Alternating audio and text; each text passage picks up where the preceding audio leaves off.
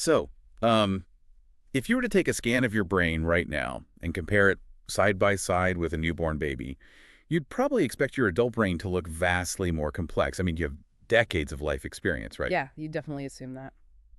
But researchers at Oxford University actually found something that sounds completely terrifying at first.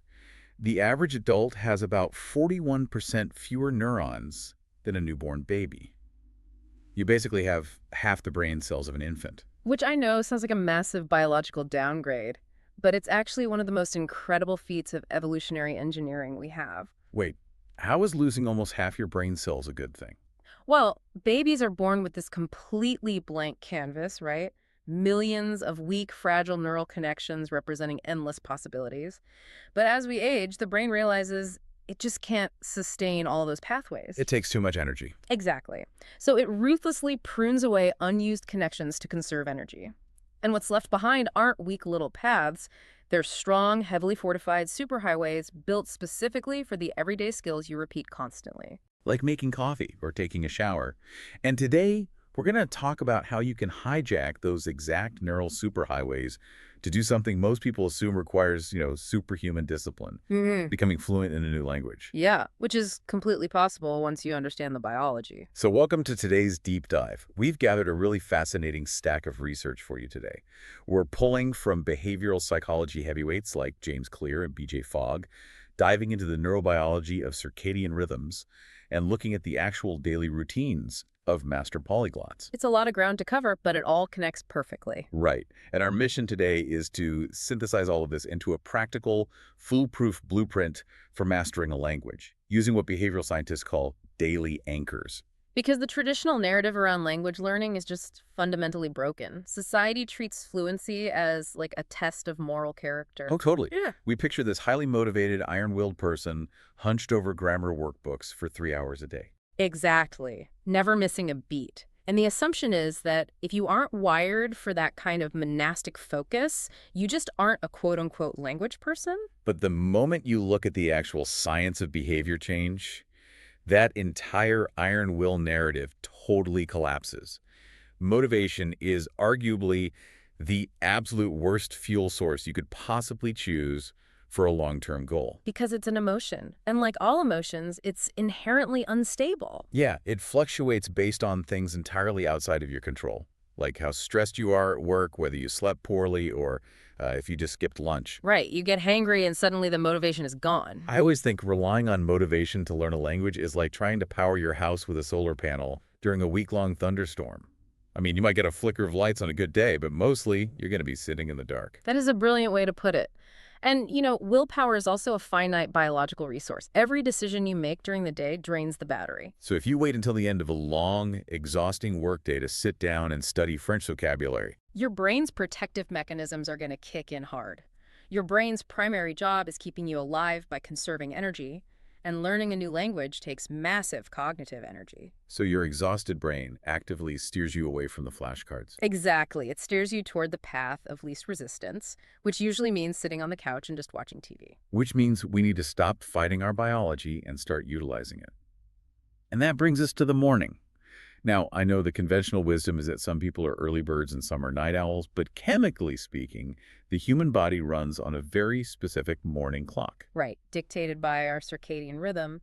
And there's a specific mechanism we really need to look at called the cortisol awakening response, or CRR. Okay, most people hear the word cortisol and immediately associate it with chronic stress and anxiety. That's a bad thing, right? That's only half the story, actually. Cortisol is your body's built-in energy manager. Throughout a standard 24-hour cycle, your body produces 12 to 18 tiny pulses of cortisol. So it's not just a panic button. No, not at all. Think of it as your body's natural internal caffeine drip. And the most crucial part of this cycle happens the moment you open your eyes. Within 30 to 45 minutes of waking up, your cortisol levels naturally surge. So this isn't a stress response. This is a biological wake-up call telling the entire system to boot up. Precisely. This morning surge delivers a rush of natural energy and creates an environment for incredibly high mental concentration. Which is exactly what we need for a new language. Right. But most importantly, this cortisol spike triggers a state of peak synaptic plasticity. Mean what? Synaptic plasticity is your brain's physical ability to change shape, for neurons to form new connections and lock in new information. Because of that morning cortisol surge, your brain is literally chemically primed to absorb and encode new data. It is the absolute optimal biological window for learning. Okay, I understand the chemistry there, and peak synaptic plasticity sounds great on paper. Ah, But let's look at the reality of 7:00 a.m. okay, let's hear it. Even if my brain is chemically primed to absorb Spanish vocabulary, my actual conscious desire in that moment is to hit the snooze button, pull the heavy blanket back over my head, and maybe mindlessly scroll on my phone for 20 minutes. Sure, we all feel that. So how do we bypass that incredibly strong desire to do absolutely nothing? Well, by not fighting it at all. We completely bypass the need to convince ourselves to study. This is where we return to those neural superhighways we discussed earlier with the Oxford study. Right, the pruned brain pathways. Yeah. Your morning routine, getting out of bed, walking to the bathroom, turning on the shower, brewing coffee, these actions are deeply entrenched in your brain. You execute them on pure autopilot with almost zero cognitive effort. You don't need willpower to brush your teeth. Exactly. So we take the new, difficult behavior of language learning and we hitch it directly to those automatic, low-effort behaviors. Oh, right. Behavioral psychologist James Clear calls this habit stacking, and BJ Fogg refers to it as anchoring. It's a simple formula, right? After I do my current habit, I will do my new habit. That's the one. I always visualize this as a high-speed freight train in a tiny wooden wagon. The freight train is your existing morning routine. It has massive momentum. It's leaving the station every single morning whether you feel motivated or not. Because you're always going to brush your teeth. Right. And the new language habit is the tiny wagon. If you try to pull the wagon by yourself, using pure willpower, you're going to get exhausted. But if you just hitch the wagon to the back of the freight train, it gets pulled along automatically. That visual aligns perfectly with BJ Fogg's behavior model. He states that behavior equals motivation, ability, and prompt. B equals MAP. Exactly. We already established that motivation is going to be incredibly low in the morning, so we need an unbreakable prompt. Your existing morning routine, that freight train, acts as the ultimate reliable prompt. And here's my issue. Learning a language doesn't feel like a tiny wagon. It feels like trying to pull an entire second freight train. I mean, it's a massive, overwhelming undertaking. It definitely can feel that way. So if the goal is to make the habit small enough to hitch to our morning routine, we have to shrink it down. We can't shrink the entire language, obviously. No, we have to map microhabits directly onto the chronological steps of what we already do every morning. We create a sequence of tiny actions that seamlessly overlap with your waking moments. Okay, walk me through what that actually looks like. The very first step happens the second your alarm goes off. Before your native language even has a chance to boot up in your brain, you need to hijack your internal monologue. How do you do that? You swap out your standard, annoying alarm tone for a podcast, a news radio station, or a song in your target language. Oh, so the very first auditory input my brain processes for the day is French or Japanese or German. Right. But you're still pretty groggy at that point, right? Yeah. Scientists call that heavy feeling sleep inertia. Yes, and to cut through that sleep inertia, you introduce a morning affirmation in your target language before your feet even hit the floor. Wait, like repeating a mantra? It doesn't need to be profound. Something as simple as, "Today I will improve," or "Let's have a great day," spoken aloud in the language you are learning. You're forcing your brain to actively produce the language within seconds of waking. All right, so my eyes are open, I've absorbed the language audibly, and I've spoken it. Now I'm out of bed and walking into the bathroom. This is where things get really practical. Right, because the bathroom is the perfect place to tackle what linguists call the translation trap. Yes, the dreaded trap. If you've ever been to a foreign country, let's say you're standing in a coffee shop in Paris, and the barista asks you a simple question, you've probably felt this. You just freeze. Because your brain is desperately trying to execute a highly inefficient four-step process. Exactly. First, you hear the French sentence.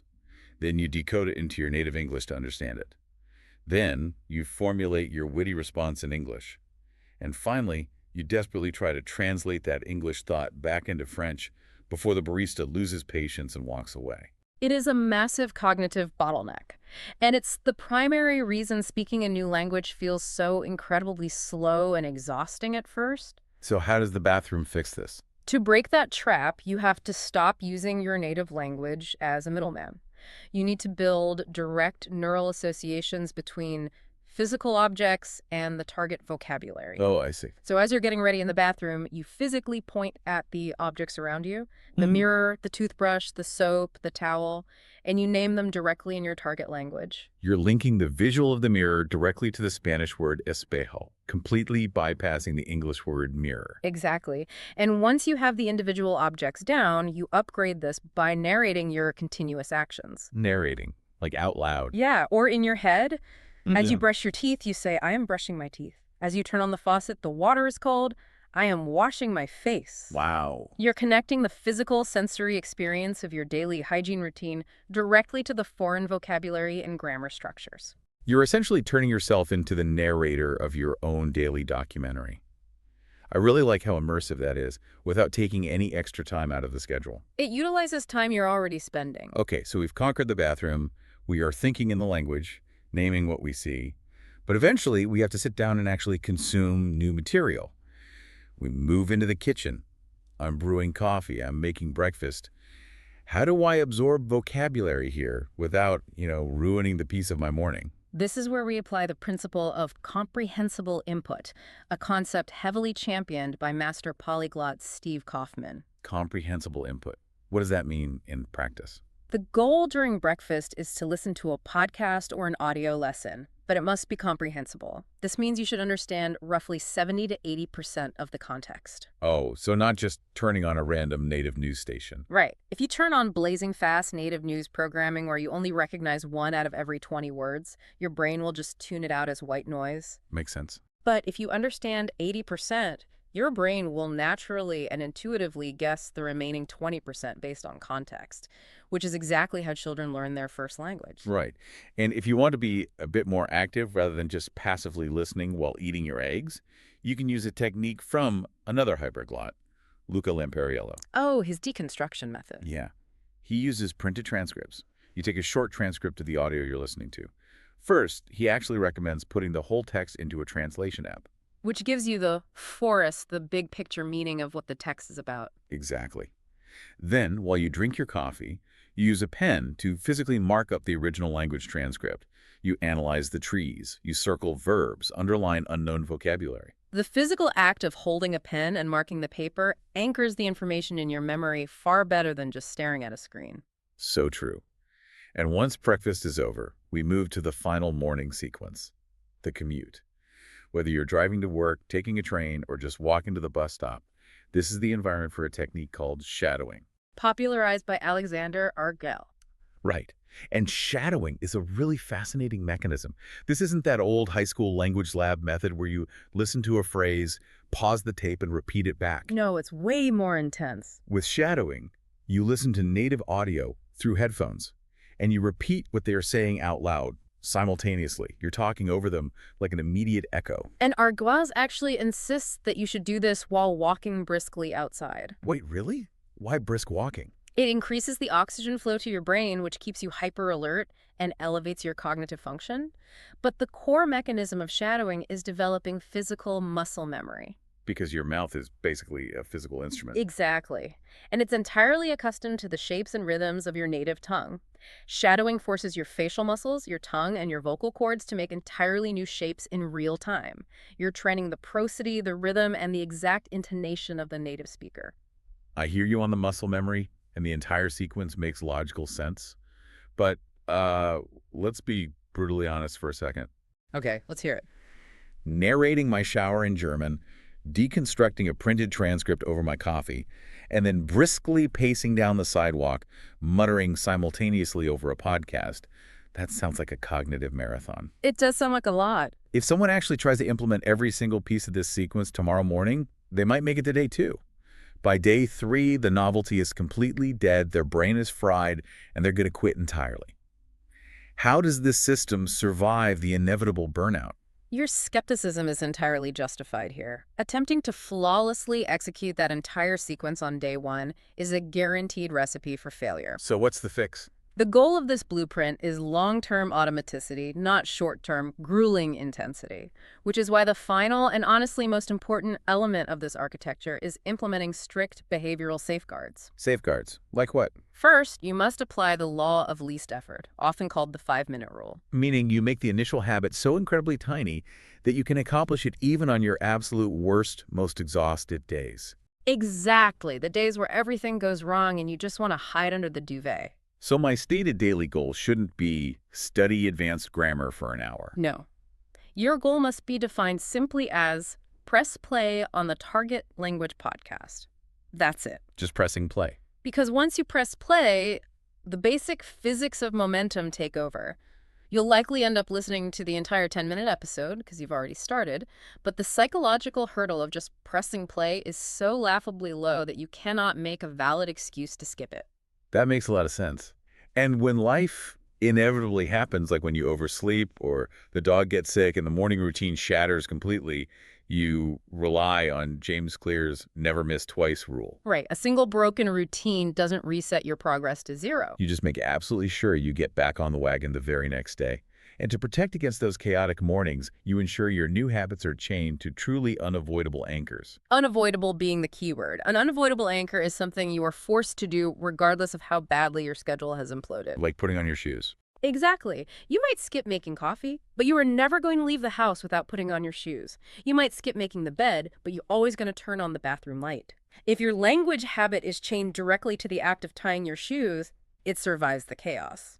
But we also have to address the fun factor. Because drilling vocabulary, even if it's anchored perfectly, can still feel like a chore.